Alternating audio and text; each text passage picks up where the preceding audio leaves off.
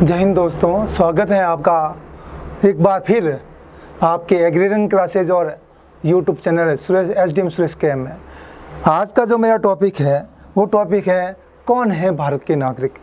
आखिर नागरिक होते कौन हैं और नागरिकता का जो एक सवाल आपके मन में पैदा होता है, एक आम इंसान के दिमाग में पैदा होता है कि मैं नागरिक हूँ या नहीं हूँ। अगर नागरिक हूँ तो मुझे कौन से राइट हैं, अगर मैं नागरिक हूँ मुझे कौन कौन से अधिकार मिलते हैं, और अगर मैं नागरिक हूँ तो मुझे कौन कौन सी ड्यूटीज़ मिलती हैं, उन सभी की जानकारी मैं आपके सामने मिलता हूँ। सबसे बड़ी बात आपको इस छोटे में देख लीजिए, फोटो में देख लीजिए, लोगों की भीड़ खड़ी और सामने एक छोटा सा एक सिंबल दिख रहा है जो ये साबित करता है कि आप भारत के नागरिक हो या नहीं हो, किसी देश के नागरिक हो या नहीं हो। उन सारी चीज़ों की जानकारी हम इस वीडियो में बताएंगे। आपने अभी हाल ही में सुना होगा आलिया भट्ट जो बॉलीवुड की पॉपुलर स्टार है, वो उन्होंने ये कहा कि मैं लोकसभा चुनाव में वोट नहीं दे सकती क्योंकि मेरे पास ब्रिटिश सिटीजनशिप है।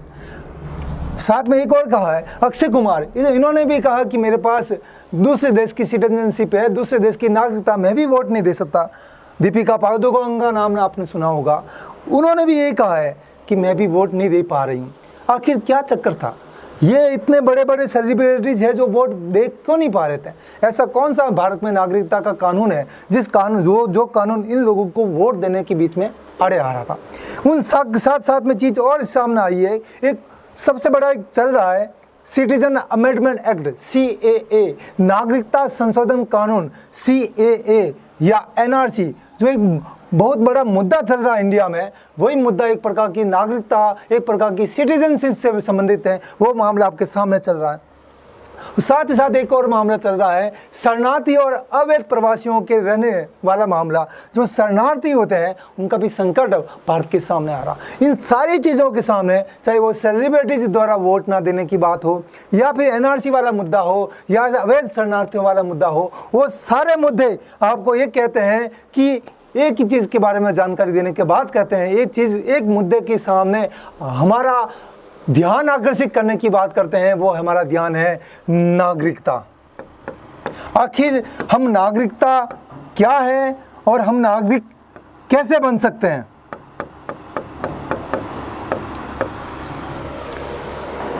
तो मैं आपको नागरिक और नागरिकता के कानून के बारे में अगर मैं जानकारी दूं तो नागरिकता और कानून जो भी है वो केंद्र सूची का विषय है। मतलब यदि कोई भारत सरकार के द्वारा जो भी नागरिकता से संबंधित जो भी कानून बनेगा वो केवल केंद्र सरकार के द्वारा ही बनाया जा सकता, क्योंकि नागरिकता केंद्र सूची का विषय है। और सबसे बड़ी बात है केंद्र सरकार के हाथ में। और सबसे बड़ी बात है भारतीय संविधान में अनुच्छेद 5 से 11 तक भाग प्रथम के बाद जो भाग प्रथम आपने देखा है संघ एवं राज्य क्षेत्र,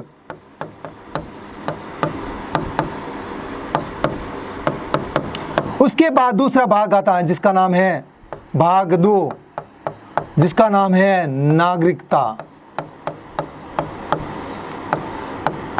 मतलब भारतीय संविधान में नागरिकता का उल्लेख संविधान के भाग 2 और अनुच्छेद 5 से 11 के बीच में उल्लेखित किया गया है। मतलब नागरिकता का कोई भी क्वेश्चन आपके सामने आए हैं, नागरिकता के सामने सबसे बड़ी बात आ सकती है कि नागरिकता केंद्र सूची का विषय है, नागरिकता का प्रावधान संविधान के भाग 2 में है और नागरिकता का प्रावधान अनुच्छेद 5 से 11 के बीच में आता है। अब आता है सबसे बड़ी बात है नागरिकता होते क्या है और नागरिक होते कौन है। तो आपके सामने आता है चीज आती है नागरिकता या नागरिक। तो नागरिकता का मतलब होता है वो प्रत्येक वो व्यक्ति, किसी देश का वो व्यक्ति जो किसी राज्य या देश की संपूर्ण सदस्यता ग्रहण करता है, तो उस सदस्यता को बोलते हैं नागरिक, और वो सदस्य होता है नागरिक।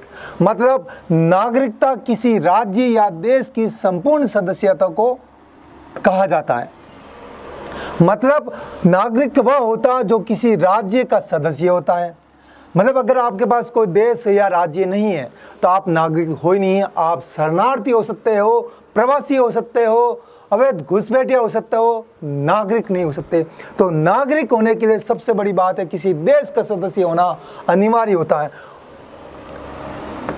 किसी राज्य का सदस्य होना अनिवार्य। और नागरिक जब किसी देश का सदस्य होता है, चाहे मैं भारत का सदस्य मान लो, मैं सुरेश KM एक भारत का सम्मानित नागरिक होने के नाते मैं कह सकता हूं कि मुझे राज्य की ओर से कुछ अधिकार मिलते हैं। मतलब अगर मैं नागरिक होता हूं तो मुझे कुछ अधिकार मिलते हैं जो सरकार संविधान के माध्यम से मुझे देती है, और साथ साथ मुझे उस अधिकार के लिए मुझे उस देश के प्रति कुछ ड्यूटी या कुछ कर्तव्यों की पालना करनी पड़ती है। मतलब जब आप किसी देश के नागरिक होते हैं तो आपके वो देश आपको कुछ अधिकार प्रदान करती हैं और कुछ आपको कर्तव्य पालन करने के लिए भी कहती है। मतलब इससे आप समझ पाते हो कि अगर मैं किसी देश का नागरिक हूँ तो मेरी एक पहचान है, मेरी एक आइडेंटिटी है। अगर मैं बात करूँ शरणार्थी के पास कोई आइडेंटिटी नहीं है। अगर मैं किसी देश का नागरिक हूँ, मेरे पास पहचान का आधार होगा, चाहे वो किसी भी रूप में हो सकता है, पासपोर्ट के रूप में हो सकता है, आधार कार्ड के रूप में हो सकता है, वोटर कार्ड के रूप में हो सकता है, लाइसेंस के रूप में हो सकता है, राशन कार्ड के रूप में हो सकता है। मतलब अगर मैं किसी देश का नागरिक होता हूँ तो वो मेरी पहचान का एक सशक्त माध्यम होता है। वो सशक्त माध्यम चाहे वो किसी भी दस्तावेजों के रूप में हो सकता है, चाहे आधार कार्ड के रूप में हो सकता है, चाहे भामाशाह के रूप में हो सकता है, चाहे जन आधार के रूप में हो सकता है, चाहे वोटर कार्ड के रूप में हो सकता है, लाइसेंस के रूप में होता है। मतलब नागरिकता मेरी किसी देश की सदस्य होने का एक सशक्त माध्यम है। इसलिए आप इस माध्यम के बाद में ही आपको अधिकार मिलते हैं और आपको ड्यूटी करने का कहा जाता है। मतलब नागरिक होने के साथ साथ में आपको अधिकार भी मिलते हैं और आपको कुछ ड्यूटी भी करनी पड़ती है। आगे चलते हैं। मैंने अभी आपको बात कही है, एक तरफ नागरिक हैं और दूसरी तरफ शरणार्थी है या प्रवासी है। मैं नागरिक हूं तो मैं पूरे देश में कहीं भी घूम सकता हूं। आप शरणार्थी हो, प्रवासी हो, क्या आप घूम सकते हो? मतलब जिसके पास नागरिकता होती है वो जीवन यापन आराम से अपने अधिकारों ड्यूटी के साथ कर सकता है, और जिसके पास नागरिकता नहीं होती है वो एक प्रकार के राजीवन देश के सदस्य के रूप में होता है और उसके लिए एक अस्तित्व का संकट होता है। अस्तित्व कैसे होता है? आपकी आइडेंटिटी नहीं है। अगर आप मर भी जाते हो तो आपकी आइडेंटिटी नहीं है। लेकिन अगर नागरिकता के तौर पे आपकी मृत्यु भी होती है, आपकी पहचान होती है, लेकिन शरणार्थी के रूप में या प्रवासी के रूप में आपके पास कोई आइडेंटिटी नहीं है, आपका कोई अस्तित्व नहीं है, तो आपको अगर आपके पास नागरिकता नहीं है तो आपके सामने एक अस्तित्व का संकट भी आपके सामने खड़ा होता है। अब आगे बात करूं, संविधान में नागरिकता की कोई परिभाषा नहीं दी है। संविधान की कोई परिभाषा नहीं दी गई, लेकिन नागरिकता के साथ साथ ये कहा है नागरिक वही वो होगा जो किसी देश के सदस्य होने का सशक्त माध्यम बनता है। अगर मैं बात करूं, किसी देश में रहने वाले निवासियों को दो भागों में बांटा जा सकता है। एक नागरिक जैसे मैं हूं, और दूसरा जो विदेशी व्यक्ति जो उस देश के नागरिक नहीं है। और जो नागरिक होता है उसको कुछ अधिकार मिलते हैं, कुछ ड्यूटी पालन करना पड़ता है, कुछ राइट मिलते हैं। उस वो अधिकार या ड्यूटी कुछ विदेशी व्यक्तियों, चाहे अवैध प्रवासी हो सकते हैं, शरणार्थी हो सकते हैं, उनको नहीं दिया जा सकता। इसका तात्पर्य है संविधान के द्वारा नागरिक होने के पश्चात उस व्यक्ति को कुछ अधिकार मिलते हैं। वो केवल भारतीय नागरिकों को मिल सकते हैं, किसी देश के नागरिकों को मिल सकते हैं, किसी विदेशी व्यक्ति, शरणार्थी, प्रवासी को नहीं मिल सकते। अब मैं बात करूं, अब कौन कौन से विशेष अधिकार की संविधान में जो हम भारत के लोग उस संविधान की जो सर्वशक्ति है भारत के नागरिकों को दे गए हैं, वो व्यक्ति दे। लेकिन साथ साथ में कुछ ऐसे अधिकार, स्पेशल अधिकार आपको दे रखे हैं जिनको जो विशेष अधिकार मुख्य रूप से उस भारत के नागरिकों को मिलते हैं। जैसे फॉर एग्जाम्पल अनुच्छेद 15 जो कहता है धर्म, मूल, वंश, जाति, लिंग, जन्म स्थान के आधार पर भेदभाव नहीं होगा। मतलब अगर आप नागरिक हो तो आपके साथ कोई भेदभाव। मैं एग्जाम्पल दूं आपको, किसी चिड़ियाघर का एग्जाम्पल दूं या ताजमहल का एग्जाम्पल दूं। अगर आप ताजमहल देखने जाते हो, अगर आप भारतीय नागरिक होते हो तो आपको, मुझे लगता है कि 20 से 50 रुपए की आपको टिकट लेना पड़ता है। लेकिन अगर विदेशी नागरिक हो और विदेशी लोग हो तो आपको कम से कम 200 से 500 रुपए का टिकट कटाना पड़ता। मतलब आप भारतीय नागरिक हो तो आपके साथ भेदभाव नहीं हो रहा है, लेकिन विदेशी नागरिक होने के साथ साथ आप देखो आर्थिक रूप से भी भेदभाव के साथ किया जा सकता। मतलब धर्म, मूल, वंश, जाति, लिंग, जन्म स्थान के आधार पर भेदभाव, अगर भारतीय नागरिक हो तो आपको भेदभाव नहीं होगा, आपको राइट मिलता है। लेकिन अगर भारतीय नागरिक नहीं होता है तो आपके साथ भेदभाव किया जा सकता है। दूसरा, लोक नियोजन के विषय में अवसर की समानता। लोक नियोजन मतलब नौकरियां। अगर भारतीय नागरिक हो, आपने देखा होगा, कोई भी नोटिफिकेशन देखा, नौकरी का नोटिफिकेशन आपने देखा होगा, उसमें पहली प्रायोरिटी देती है आप भारत के नागरिक हो या नहीं हो। अगर आप भारत के नागरिक हो तो आपको पहली वरीयता मिलती है। मतलब ये आपको अधिकार मिलता है कि एज ए नागरिक होने के द्वारा कि आप लोक नियोजन में आपको अवसर की क्षमता मिलती है। अगली बात बोलो, वाक अभिव्यक्ति, मतलब आपको बोलने की स्वतंत्रता है। आप भारत के नागरिक हो तो भारत में आपको अपने विचार प्रकट करने की स्वतंत्रता। लेकिन अगर विदेशी नागरिक आकर भारत में अगर किसी प्रकार का बोलने की बात करता है तो उसको स्वतंत्रता नहीं है। अगली बात, शिक्षा और संस्कृति संबंधी अधिकार भी भारतीय नागरिकों को प्राप्त होते हैं। और सबसे बड़ी बात है संवैधानिक मतों पदों पर, मतलब अगर आप नागरिक हो तो भारत के राष्ट्रपति बन सकते हो, प्रधानमंत्री बन सकते हो, गवर्नर बन सकते हो, डीएम बन सकते हो, एसडीएम बन सकते हो, तहसीलदार बन सकते हो, और साथ साथ में चीफ जस्टिस बन सकते हो, अटॉर्नी जनरल बन सकते हो। लेकिन अगर आप विदेशी नागरिक हो तो आपको ये इस प्रकार के संवैधानिक पद आपको नहीं प्राप्त हो सकते। और सबसे बड़ी बात है मतदान देने का अधिकार। मैंने शुरुआत में आपको वीडियो की शुरुआत में ये कहा है, जिन व्यक्तियों के पास विदेशी नागरिकता है या फिर विदेशी लोग हैं, उन व्यक्तियों को वोट देने का अधिकार नहीं है। मतलब आप मान के चलिए, यदि आप वोट दे रहे हो, उंगली पर अपना वोट दे रहे हो, ये आपको सिंपल ये साबित करता है कि आप भारत के नागरिक हो। आपको कुछ स्पेशल पावर दिए जाते हैं, अधिकार दिए जाते हैं, और अधिकार के बदले आपको कुछ ड्यूटी की पालना करनी पड़ती है। अब आता है, अगर मैं बात करूं नागरिकों विदेशी नागरिकों में क्या अंतर है। मतलब अगर आप नागरिक हो, भारत के नागरिक हो, तो आप भारत के स्थायी सदस्य हो, आप बोल सकते हो, नौकरी प्राप्त कर सकते हो, संवैधानिक पद प्राप्त कर सकते हो। लेकिन जो विदेशी आते हैं वो आ सकते हैं, एक टाइम लिमिट में आते हैं और टाइम लिमिट में वापस उनको जाना पड़ता। दूसरा, अगर आप नागरिक हो तो सामाजिक और राजनीतिक अधिकार प्राप्त होते हैं। मतलब आपके पास समानता का व्यवहार किया जाता है, लोक नियोजन में अवसर की क्षमता दी जाती है, वाक अभिव्यक्ति की स्वतंत्रता दी जाती है। लेकिन अगर आप विदेशी नागरिक हो तो आपको इस प्रकार के अधिकार प्राप्त नहीं होते। तीसरी बात, नागरिक राज्य द्वारा प्रदत्त मौलिक अधिकारों की पूर्ति कर सकता है। मतलब ये कह सकता है कि अगर आप नागरिक हो तो आपके मौलिक अधिकार का उल्लंघन होता है तो आप उसकी पालना करवा सकते हो, चाहे सुप्रीम कोर्ट से कराओ, चाहे हाई कोर्ट से। उसी तुलना में विदेशी नागरिकों को कुछ मामलों में मौलिक अधिकार से वंचित किया जाता है। ये तीन मोटे मोटे अंतर हैं नागरिक होने और विदेशी लोगों के बीच में। अब बात करें नागरिकता। मैंने आपको पूर्व में बताया है, नागरिकता संविधान के भाग 2 और अनुच्छेद 5 से 11 के बीच में है। जैसे भाग प्रथम है संघ एवं राज्य क्षेत्र, जो 1 से 4 था। भाग 2 आता है नागरिकता, जो अनुच्छेद 5 से 11 के बीच में काम करता। अब आता है नागरिकता। भारत का संविधान पूरे देश के लिए एकमात्र नागरिकता, मतलब एकल नागरिकता का प्रावधान है। जैसे अमेरिका की बात कर, दोहरी नागरिकता है। भारत में एकल नागरिकता है, मतलब वो नागरिक किसी राज्य का नागरिक नहीं है, राजस्थान का नागरिक नहीं है, जोधपुर का नागरिक नहीं है, नागौर का नागरिक, वो भारत का सिटीजन है।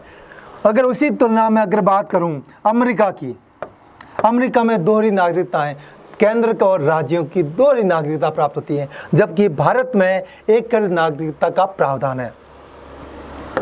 और सबसे बड़ी बात है, नागरिकता से संबंधित प्रावधानों को भारतीय संविधान के द्वितीय भाग, आगे वापस दूसरे भाग के अनुच्छेद 5 के 11 के बीच में काम करता है।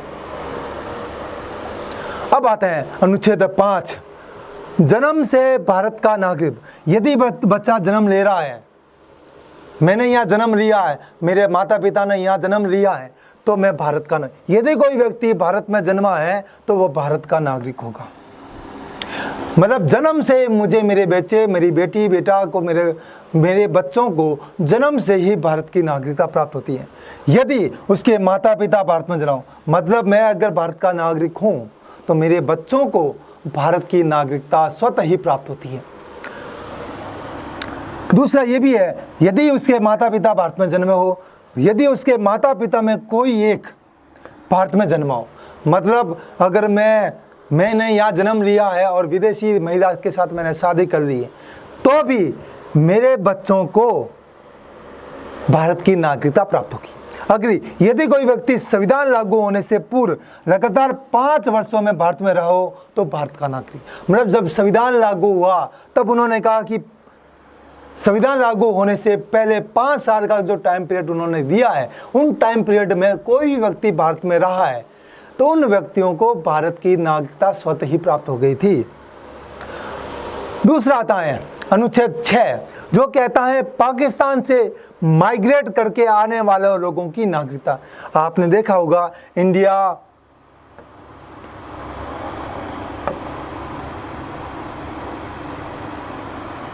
और पाकिस्तान, दुखद त्रासदी का हम मन में महसूस करते हैं। जब इंडिया और पाकिस्तान का विभाजन हुआ था तब नागरिकता का एक क्वेश्चन सामने उठ रहा था। तो नागरिकता में प्रावधान संविधान के निर्माताओं ने, संविधान के मौजूद लोगों ने ये प्रावधान दिया अनुच्छेद 6 में, जो कहता है कि पाकिस्तान से माइग्रेट करके आने वाले लोगों को नागरिकता।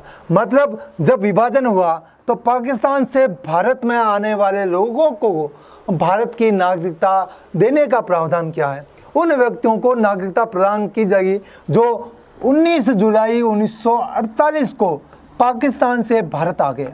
मतलब 19 जुलाई 1948 को, ये तो आपने देखा 1947 को इंडिया आज़ाद हुआ, उसके पश्चात डिवाइडेशन हो गया, लोगों को आवाज़ आनी, दुखद त्रासदी हुई, हजारों करोड़ों लोग इधर से उधर गए, इधर वाले उधर गए। उन लोगों को नागरिकता देने के लिए संविधान के अनुच्छेद 6 में प्रावधान दिया है। जो व्यक्ति पाकिस्तान से आ रहे हैं, लेकिन वो व्यक्ति जो व्यक्ति 19 जुलाई 1948 को भारत आ गए पाकिस्तान से, उन व्यक्तियों को भारत की नागरिकता दी गई। दूसरी बात, यदि वह या अथवा उसके माता पिता में से कोई या उससे पितामह आदि या मातामह आदि में से कोई भी जन्म भारत में हुआ, मतलब व्यक्ति यहाँ रह रहा है लेकिन उसके दादा दादी यहाँ रह रहे हैं, नाना नानी यहाँ रह रहे हैं, माता पिता यहाँ रहे हैं, तो वह व्यक्ति इधर आ रहा है तो वह व्यक्ति भारत का नागरिक होगा। तीसरा, वह व्यक्ति जो 19 जुलाई 1948 के बाद भारत में आया, लेकिन तीसरी बात, जो व्यक्ति 19 जुलाई 1948 तक भारत में आ गए तो उनको भारत की नागरिकता स्वतः प्राप्त हुई, लेकिन उसके बाद में आया है तो उनको व्यक्तियों को भारत की नागरिकता लेने के लिए आवेदन करना पड़ेगा, मतलब रजिस्ट्रेशन करना पड़ेगा। अब सबसे बड़ी बात है, इंपॉर्टेंट डेट आपके सामने आती है 19 जुलाई 1948। ये इंपॉर्टेंट इसलिए कहा जाता है, इस तिथि का महत्व इसलिए है क्योंकि इस दिनांक को भारत और पाकिस्तान में आने वाले लोगों के लिए अनुमति पत्र की प्रणाली स्टार्ट हुई। मतलब जो व्यक्ति यहाँ से गए तो उनको लोगों को पाकिस्तान की नागरिकता मिली, जो पाकिस्तान से उठ के भारत में आए उनको भारत की नागरिकता मिली।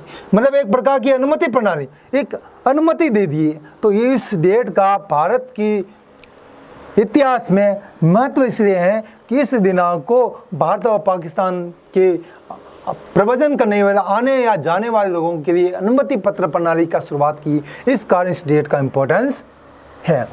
अगली बात आती है, भारत से पाकिस्तान को माइग्रेट करने वाले व्यक्ति, मतलब जो व्यक्ति वहां चले गए हैं। पहले तो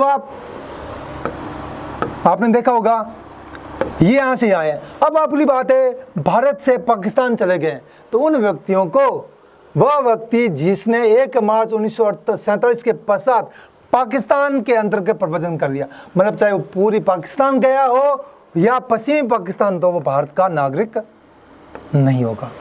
मतलब जो व्यक्ति, अनुच्छेद 6 में ये कहा है, जो व्यक्ति पाकिस्तान से भारत आया तो भारत का नागरिक, लेकिन साथ साथ व्यक्ति भारत से पाकिस्तान भी गया ना, तो जो व्यक्ति भारत से पाकिस्तान गया है उन व्यक्तियों की नागरिकता समाप्त कर दी गई। परंतु इस अनुच्छेद में कोई बात ऐसे व्यक्तियों पर लागू नहीं होगी जो इस समय पाकिस्तान के प्रवचन करने के पश्चात मतलब गया, मतलब व्यक्ति भारत से पाकिस्तान चला गया लेकिन उसके बाद थोड़ी बुद्धि को वापस हो गई कि मुझे गलत किया, मैंने गलत जगह चला गया, अगर वो वापस लौट के आता है और आवेदन करता है तो उस पे ये अनुच्छेद लागू नहीं होगा। वह व्यक्ति जो 19 जुलाई 1948 के पश्चात भारत में आए उन्हें भारतीय नागरिकता के लिए आवेदन करना पड़ेगा। मतलब दोनों का जो पार्टीशन हुआ, दोनों का बंटवारा हुआ, लोगों को आवागवी हुई, उन चीज़ों को सही तरीके से करने के लिए भारत के संविधान निर्माताओं ने बुद्धिमत्ता और कूटनीति का प्रयोग करते हुए संविधान 6 और संविधान 7 का सुस्पष्ट रूप से प्रयोग किया था। आगे चलते हैं। अनुच्छेद 8, भारत के बाहर रहने वाले भारतीय मूल के कुछ व्यक्तियों के नागरिकता के अधिकार, मतलब जो भारतीय मूल के लोग हैं, जो इंडिया के कहीं कनाडा चले गए, अमेरिका चले गए, जो रोज़गार के लिए जा रहे हैं, कोई आर्थिक काम के लिए जा रहे हैं, किसी शिक्षक के रूप में जा रहे हैं, उन लोगों को रोज़गार, उन लोगों को नागरिकता देने के लिए संविधान के अनुच्छेद 8 में प्रावधान है। भारत में जन्मा है परंतु विदेश में रहता है, आपने देखिए विदेश जा रहा है, विदेश में रह रहा है, कोई व्यक्ति जो या जिसके माता या पिता में से कोई, माता पिता, दादा दादी, नाना नानी,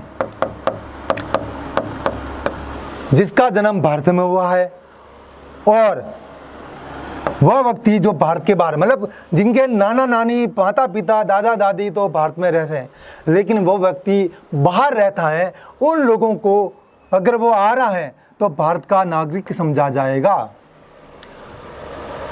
मतलब क्लियर हो गई। अगर मैं अगर विदेश में रहता हूँ, मेरे माता पिता का जन्म भारत में हुआ तो मैं भारत का नागरिक होने के लिए राइट रखता हूँ। यदि वह भारत का नागरिक होने के लिए आवेदन करता है, मतलब भारतीय मूल के लोगों को भारत की नागरिकता देने के लिए संविधान के अनुच्छेद 8 में प्रावधान किए, वो व्यक्ति अगर आता है, आवेदन करता है तो उन व्यक्तियों को भारत की नागरिकता दी जाएगी। अब अनुच्छेद 9, विदेशी राज्य की नागरिकता।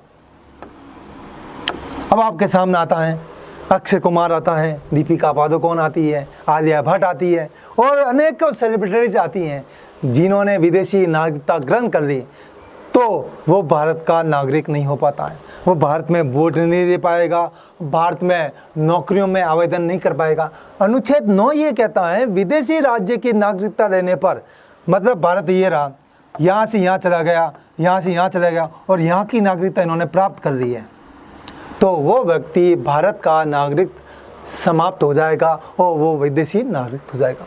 यदि कोई व्यक्ति दूसरे देश की नागरिकता ग्रहण कर लेता है तो उसकी भारतीय नागरिकता स्वतः ही समाप्त हो जाती है।